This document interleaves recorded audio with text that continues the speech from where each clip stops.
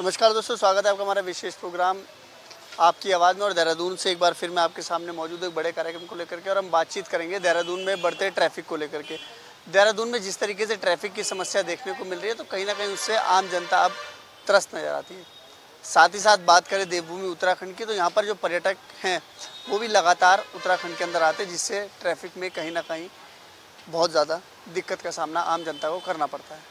इस वक्त मैं मौजूद हूँ देहरादून के लंसडाउन चौक पे, और आप मेरे पीछे देखेंगे कि ये एक देहरादून का व्यस्तम चौक माना जाता है, क्योंकि यहाँ से करीब चंद कदमों की दूरी पे सचिवालय है और तमाम बड़े सरकारी दफ्तर यहाँ पर देखने को मिलते हैं। लेकिन बात करेंगे कि ट्रैफिक व्यवस्थाओं को लेकर के क्या कुछ ऐसी दिक्कतें आ रही हैं जिसकी वजह से शहर के अंदर ट्रैफिक बढ़ रहा है। ट्रैफिक के साथ साथ हम बात करेंगे कि ट्रैफिक की व्यवस्थाओं को सुधारने के लिए आजकल जो एलिवेटेड पार्किंग बनाने का काम किया गया है, उसको किस तरीके से लोग सराहनीय, एक प्रयोग की बात करें या एक कहीं की एक तरीके से कोशिश की गई है। इन्हीं सभी चीज़ों को लेकर के कुछ लोग हमारे साथ मौजूद हैं, हम उनसे बातचीत करेंगे कि देहरादून के अंदर जो ट्रैफिक है उसे किस तरीके से देखते हैं। क्या नाम है आपका? मेरा नाम प्रमोद। प्रमोद जी, देहरादून में ट्रैफिक की समस्या बढ़ रही है, क्या समझते हैं कि क्या कारण है ट्रैफिक बढ़ने का? ट्रैफिक का भैया ऐसा है, ई रिक्शा कितने हो गए, जहाँ चाहे सवारी उतारे ब्रेक मार देते हैं। अब एक गाड़ी अगर ब्रेक मारेगी तो उसके पीछे कितना वाहन रुकेगा। 1 मिनट के भी 1 सेकंड के भी रुका ना तो वो 5 मिनट हो जाएगी जो पीछे खड़ा है वाहन। और तो बस जगह सड़कें छोटी हैं, बस यही है सर। बिल्कुल, देखिए प्रमोद जी ने एक बात कही कि सड़कें छोटी हैं, इसका कहीं ना कहीं सरकार भी इसके ऊपर ध्यान दे रही है कि सड़कें छोटी होने के कारण से शहर में ट्रैफिक का दबाव बढ़ रहा है। क्योंकि देहरादून अगर राजधानी की बात करेंगे तो यहाँ पर जो आने वाले पर्यटक हैं उनकी भी संख्या बहुत ज़्यादा देखने को मिलती है। बाहर की गाड़ियों की जो एंट्री है वो मेन सिटी के अंदर से होकर के वो मसूरी या तमाम जो अन्य घूमने वाली जगह है वहाँ पर घूमने के लिए आते हैं, जिसकी वजह से शहर के अंदर दबाव बनता है। तो कुछ लोग और हम इनसे बातचीत करेंगे क्या कुछ समस्या है, क्या कुछ कारण है। क्योंकि ई रिक्शा की समस्याओं को लेकर के अगर हम बात करें तो लगातार ये आरोप लगता रहा है कि ई रिक्शा अपने रूट को छोड़ करके अन्य रूटों पर जाती है, जिसकी वजह से ट्रैफिक लगता है। क्या नाम है आपका? मेरा नाम सुनील। सुनील जी, क्या देखते हैं ट्रैफिक बढ़ने का कारण क्या है? सर क्या देखना है, बस जाम ही जाम है शहर के अंदर। तो सड़कें कम है, ई रिक्शा वालों ने ज़्यादा जाम लगा रखा है। क्या काम करते हैं आप? मैं भी गाड़ी चलाता हूँ। अच्छा, हाँ जी। तो ट्रैफिक जो बढ़ रहा है उसे किस तरीके से? भाई ई रिक्शा वालों के जो कारण है वो जाम ज़्यादा लगता है, वो कहीं पे भी रुक जाते हैं, ब्रेक मार लेते हैं सवारी के चक्कर में, तो इसलिए जाम लग जाता है। और तो बस चल ही रहा है। तुम्हें आपको तो पता है कि यहाँ देहरादून की सड़कें छोटी है, ठीक है। बाहर से जो अपना वो आते हैं, ठीक है, श्रद्धालु आते जो भी आते हैं यहाँ घूमने आते हैं, जाम तो हो गई।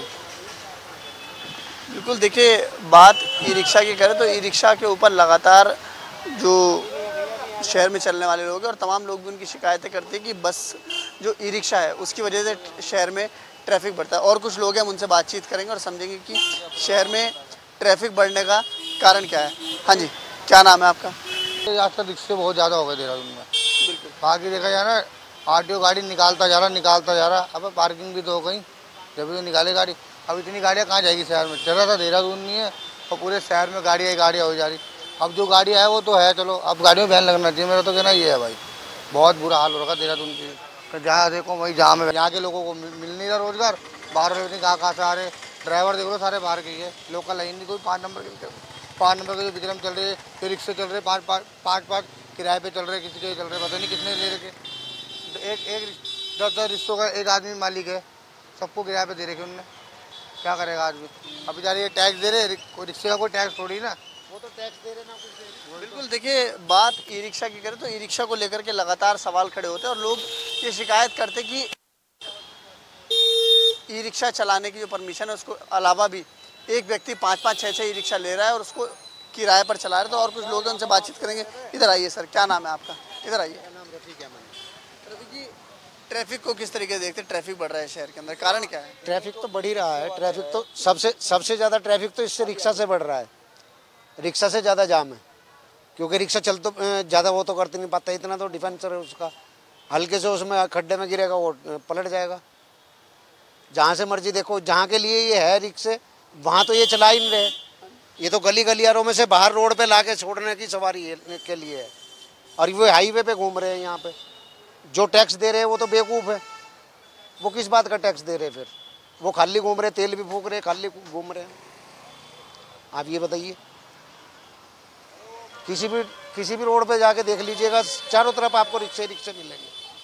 10-10 जो बुकिंग वाले ऑटो है वो भी क्या नाम है 10-10 रुपए की सवारी ढो रहे हैं, वो भी 10-10 रुपए की सवारी ढो रहे हैं।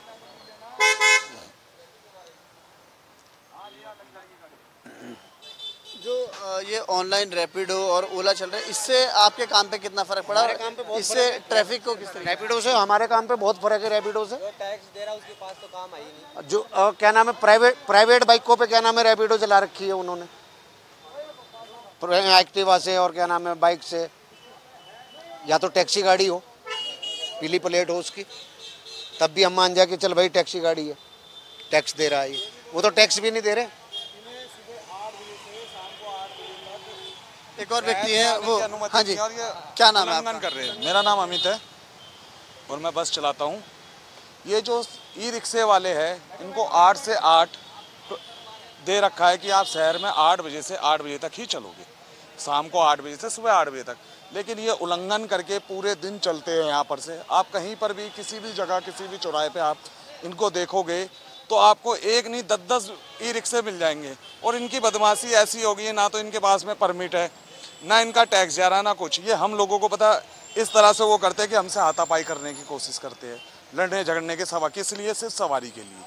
क्योंकि ये कहीं पर भी कैसे भी मोड़ के खड़े हो जाते हैं, इन्होंने तो 3-4 बैठा ली और लेके चल देनी है। फिर दूसरा, ये 10 रुपये किराए पे नहीं चल रहे हैं, इनकी मनमानी है। अगर हम इन लोगों से ये बोलते हैं तो ये कहते हैं कि हम बुकिंग में जा रहे हैं। इनका जो मन करता है, कोई 10 काट रहा है, कोई 20 काट रहा है, कोई 30 काट रहा है, कोई 40 काट रहा है, जैसा जिसका जो मन है वैसे करना है। सरकार ने ये जो ई रिक्शा चलवा के, ई रिक्शा नहीं चलवाया, यहाँ पर एक दीमक छोड़ दिया है। दीमक ऐसे छोड़ दिया, ये दीमक अब ख़त्म नहीं हो सकता है। कुछ भी कर लीजिए, क्योंकि अब पॉलिसी सरकार ये लेके आ रही है, बैटरी बस लेके आई है, CNG गाड़ियाँ डालिए, डीजल पेट्रोल मुफ्त कीजिए उत्तराखंड को। पॉलिसी अच्छी ला रहे, लेकिन क्या ई रिक्शे को लाके इन्होंने ना दीमक बना दिया। इससे कुछ नहीं, भविष्य ये लग रहा है कि ये जो अब ड्राइवर कंडक्टर ना कुछ दिन बाद में यहाँ पर भीख मांगते हुए दिखेंगे, और कुछ नहीं हो सकता।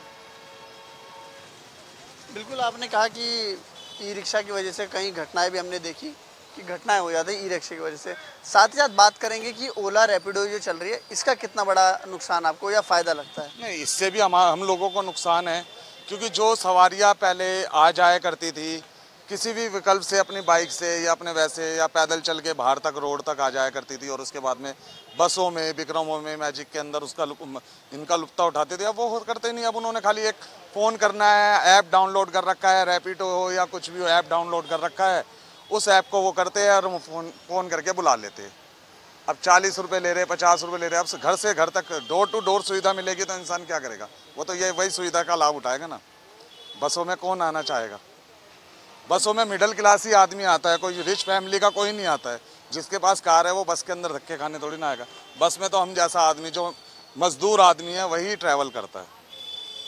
जो जिम्मेदार विभाग है जैसे RTO और तमाम जो विभाग है, वो लगातार इनके ऊपर नकेल कसते हैं। जो रैपिडो में गाड़ियाँ चलाते हैं, प्राइवेट गाड़ियाँ रैपिडो में चल रही है।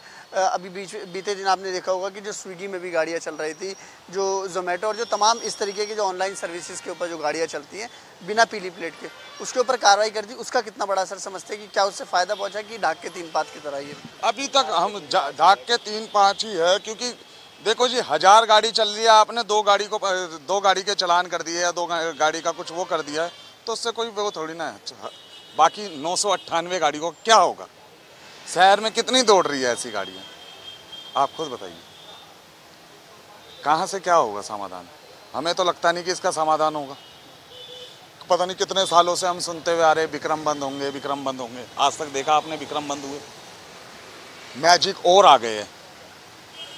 पहले विक्रम के परमिट पे मैजिक दे रहे थे, अब बिना वो मैजिक रिप्लेस नहीं हुए विक्रम से, और वैसे मैजिक डाल दिए। अब इतने विकल्प दे दिए, इतनी सवारियां हैं देहरादून के अंदर, जो इतने सारी कन्वेंस दे दिए। ई रिक्शा है, मैजिक है, विक्रम है, बसें है, रैपिडो है, कहाँ से आएगी? जनता कितनी है यहाँ देहरादून के अंदर? बिल्कुल, देखिए, अगर एक आम आदमी की बात करें तो कानून व्यवस्था की कहीं ना कहीं मजाक उड़ाया जा रहा है। और जिम्मेदार विभाग जो हैं, जो बात करते हैं कि हम ट्रैफिक व्यवस्थाओं को नियम से चला रहे हैं, कायदे कानून के साथ चल रहा है, उसकी भी कहीं ना कहीं पोल खुलती नज़र आ रही है। क्योंकि कारण ये है कि ई रिक्शा को लेकर के लगातार विरोध है वो देखने को मिलता है। उसका बड़ा कारण ये है कि ई रिक्शाओं को लेकर के जो परमिट पे चलने वाली गाड़ियाँ उनको नुकसान हो रहा है। जो रूट है वो शहर के अंदर का है, वो गलियों के अंदर चलाने के लिए, लेकिन वो मेन सड़क पर आकर के जो मेन रोड है वहाँ पर से आकर के सवारियाँ इकट्ठी करके ले जाती है, जिसकी वजह से जो विक्रम चालक हैं या कहीं की जो मैजिक चालक हैं या जो बस चलाते हैं उन सभी लोगों को एक बड़ा नुकसान झेलना पड़ रहा है। उनका मानना यही है कि अगर इसके ऊपर कोई जिम्मेदार विभाग कार्रवाई नहीं करेगा तो निश्चित तौर पर उन्हें भविष्य में भी इसी तरीके से नुकसान होता रहेगा।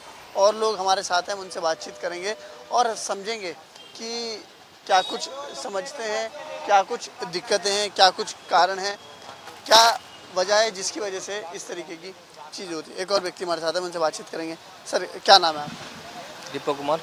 दीपक जी, क्या समझते हैं कि ट्रैफिक का कारण क्या है और जो आजकल घटनाएं हो रही है उसका कारण क्या है? सरकार अगर ई रिक्शा निकाले तो हमें तो बढ़िया निकाले, क्योंकि परेशानी लोगों को बहुत ज़्यादा परेशानी होती थी। ये मैजिक है, ये पूरी 10 सवारी होगी तो चलेगी। ई रिक्शा आया, 2 बैठा लेकर चल दिया, कम से घर तक तो छोड़ दे रहा है। ई रिक्शा ये 8 बजे तक चलती है, ई रिक्शा भर रात चलती है, लोगों को परेशानी तो नहीं हो रही है। हाँ, ट्रैफिक ज़्यादा हो गई इससे, लेकिन लोगों को सुविधा भी हो रही है। ई रिक्शा से लोगों को सुविधा हो रही है। अब कई लोगों को जाना है अपने घर से कहीं ऑफिस जाना है, ऑनलाइन बुक करके मंगा लिए। ये तो ऑनलाइन नहीं जा पाएंगे, मैजिक या बस कोई भी चीज़, तो हमने ई रिक्शा बढ़िया है। आम जनता के लिए ई रिक्शा बढ़िया है। भले ट्रैफिक उससे ज़्यादा बढ़ गई है, लेकिन आम जनता के लिए ई रिक्शा बढ़िया है। बिल्कुल, देखिए हर व्यक्ति का अपना मानना है और इन्होंने जो बात रखी वो बिल्कुल लाजमी है कि ई रिक्शा का फ़ायदा कई लोगों को इस वजह से हो रहा है क्योंकि जो बुजुर्ग लोग हैं या कहीं की जो लोग घर से बाहर नहीं जा सकते या उनके पास उतना कन्वेंस नहीं है कि वो मेन रोड से जाकर के अपनी गाड़ी पकड़ सके, उनके लिए जो ऑनलाइन सुविधा ई रिक्शा की हो गई या क्या अन्य जो भी माध्यम ऑनलाइन तरीके से आते हो उनका फ़ायदा उन्हें मिल रहा है। चाहे वो ई रिक्शा हो, चाहे वो रैपिडो का स्कूटर हो, तो उससे कहीं ना कहीं ट्रैफिक बढ़ा है निश्चित तौर पर उनका मानना है। लेकिन ये भी है कि उसकी सुविधा भी लोगों को मिल रही है। और ट्रैफिक का एक बड़ा कारण ये भी है कि शहर के अंदर की जो सड़कें हैं वो छोटी नज़र आती है, जिसकी वजह से ट्रैफिक बढ़ता है। और जो आजकल जो घटनाएं हो रही है सड़कों पर, आपने देखा होगा कि एक्सीडेंट बहुत हो रहे हैं, क्या कुछ कारण मानते हैं? ये एक्सीडेंट का कारण बहुत ज़्यादा है, ड्रिंक और ड्राइव बहुत ज़्यादा है। लोग या तो दारू पी के बस हो या मतलब बस का ड्राइवर हो या मतलब जो आम पब्लिक भी हो अपनी, वो ज़्यादा ड्रिंक और ड्राइव चलते हैं। जो ज़्यादा घटना ड्रिंक और ड्राइव में हो रही है। बस मैं यही कहना चाहता हूँ, जो रात को जो घटना हो रही है, जो भी हो रही है, वो ड्रिंक और ड्राइव में हो रही है। बिल्कुल, देखिए बात नशे की करें तो अभी हम कुछ प्रोग्राम भी देख रहे थे, उसमें भी ये बात रखी गई कि देहरादून शहर के अंदर बढ़ते नशे को लेकर के एक रोक लगाई जाए, क्योंकि जिस तरीके से देहरादून के अंदर सूखा नशा जो युवा पीढ़ी है उसको जकड़ता जा रहा है, उससे कहीं ना कहीं जो घटनाएं हैं वो देखने को मिल रही है। आप देखिए कि रात के 11 बजे के बाद जो क्लब हैं वो खुले रहते हैं, वहाँ पे खुले में शराब परोसी जाती है और तमाम सोशल मीडिया के माध्यम से लगातार इस बात को रखा जा रहा है कि जो लोग हैं उनको दिक्कतों का सामना करना पड़ रहा है। उसका कारण ये है कि जिस तरीके से जो क्लब्स हैं वो रात 11 बजे के बाद शराब परोसते हैं, बच्चे शराब पी करके गाड़ी चलाते हैं, उनकी शिकायत करते हैं, पुलिस कार्रवाई करती है, लेकिन फिर वही हाल कि बड़े क्लब के संचालक इसी तरीके से अपने धंधे को कर रहे हैं। इसको किस तरीके से रोका जाए और क्या कुछ इसमें पुलिस प्रशासन करेगा, ये भी देखने वाली बात होगी। लेकिन बात करें पार्किंग व्यवस्थाओं को लेकर के कि पार्किंग भी एक बड़ा कारण है कि शहर के अंदर जाम लगता है। इसको लेकर के एक प्रयोग उत्तराखंड के अंदर या कहीं कि देहरादून के अंदर किया जा रहा है, उसमें एलिवेटेड पार्किंग बनाई जा रही है जिससे कई गाड़ियों को पार्क किया जा सके और कम स्पेस में 2 मंजिल 3 मंजिल की जो पार्किंग बनाई जा रही है उसके ऊपर अपने वाहन लगा करके आप पार्किंग की स्पेस बना सकते हैं। अब देखने वाली बात होगी कि इसका फ़ायदा किस तरीके से लोगों को मिलेगा। हम आपको आगे भी ले चलेंगे और जगहों पर बातचीत करेंगे लोगों से कि उनका क्या कुछ मानना है ट्रैफिक की बढ़ती समस्या को लेकर। हमने आपको दिखाया कि ट्रैफिक की समस्याओं को लेकर के जो लोगों ने अपनी बात रखी कि ट्रैफिक की जो समस्या है उसका एक कारण है जो ई रिक्शा है। ई रिक्शा को लोगों ने प्रमुखता से कहा कि ई रिक्शा का कारण ये है कि ई रिक्शा अपने रूट से इतर गाड़ियाँ चलाते हैं, जिसकी वजह से शहर में ट्रैफिक बढ़ता है। लेकिन एक मुख्य कारण और है जो देहरादून के अंदर देखने को मिलता है, वो है पार्किंग की समस्या, क्योंकि मेन बाज़ारों के पास पार्किंग नहीं है, जिसकी वजह से जाम देखने को मिलता है। और लगातार नो पार्किंग में खड़ी जो गाड़ियाँ हैं उनको पुलिस उठाती है और आए दिन झगड़े हुआ करते थे। उसका कारण ये था कि पुलिस को लोग ये कहा करते थे कि गाड़ी लगाने की व्यवस्था नहीं है, इसलिए उन्होंने सड़क पर कुछ सेकंड के लिए गाड़ी लगाई, कुछ चंद सेकंडों के लिए गाड़ी लगाई। उसकी वजह से लगातार जो दिक्कतें हैं उनको भी उठाने पड़ रही है। उनका चालान अगर किया जा रहा है तो उससे कहीं ना कहीं उन्हें दोबारा और ज़्यादा दिक्कतें देखने को मिली। इस वक्त तो मौजूद है देहरादून की जो नई बनी एलिवेटेड पार्किंग का है। इसमें आप देख सकते हैं इस पार्किंग को इस तरीके से बनाया गया है कि इसमें एक साथ एक ही जगह पर 2 गाड़ियाँ खड़ी हो सकती हैं और करीब ऐसी 40-50 गाड़ियाँ एक साथ यहाँ पर खड़ी हो सकती है। व्यवस्था बनाई जा रही है। इसे प्रयोग के तौर पे कहें या कहें कि एक तरीके से एक एक्सपेरिमेंट करने का काम किया जा रहा है कि अगर इस तरीके का प्रयोग सफल होता है तो निश्चित तौर पे देहरादून के कई ऐसे जगहों पर इस तरीके की पार्किंग बनेगी, जिससे कहीं ना कहीं जो पार्किंग की समस्या देखने को मिलती थी उससे निश्चित तौर पे लोगों को राहत मिलेगी। आप देखिए कि इस पार्किंग को इस तरीके से डिज़ाइन किया गया है कि यहाँ पर जो ग्राउंड फ्लोर बनाई गई है और एक फर्स्ट फ्लोर बनाई गई है। इस ग्राउंड फ्लोर पर आप एक गाड़ी लगा सकते हैं और ये जो फर्स्ट फ्लोर पे भी आप एक गाड़ी लगा सकते हैं। फर्स्ट फ्लोर वाली जो या कहीं की ये स्लैब है या रैक है, ये नीचे आएगा, इसके ऊपर गाड़ी लगेगी और गाड़ी ऊपर उठा दी जाएगी और उसी के नीचे दूसरी गाड़ी भी पार्क हो सकती है। तो इस पूरी व्यवस्था को जिस तरीके से बनाया जा रहा है या कहीं की स्मार्ट सिटी के अंदर जो इस तरीके के प्रयोग किए जा रहे हैं या कहीं की जो इस तरीके के डिज़ाइन आ रहे हैं, निश्चित तौर पर माना जा सकता है कि इससे आने वाले दिनों में ट्रैफिक से राहत आम जनता को मिलने जा रही है।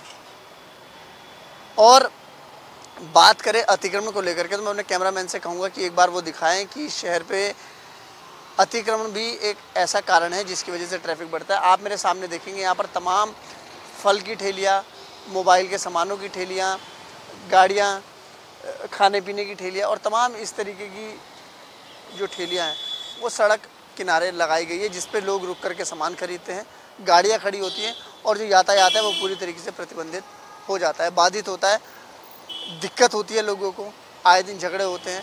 और आप देखिए कि इन सभी चीज़ों को सुधारने के लिए लगातार कोशिश की जा रही है कि किस तरीके से इन सब चीज़ों को सुधारा जाए या अतिक्रमण को हटाया जाए। अब देखने वाली बात ये होगी कि जो जिम्मेदार विभाग है, जो इस चीज़ की बात करते हैं कि वो ये सब काम करेंगे या कर रहे हैं, वो किस तरीके से स्मार्ट सिटी देहरादून है उसको स्मार्ट बनाए। कैमरा पर्सन वीरेंद्र थपलियाल के साथ J24 के लिए देहरादून से संचित सर।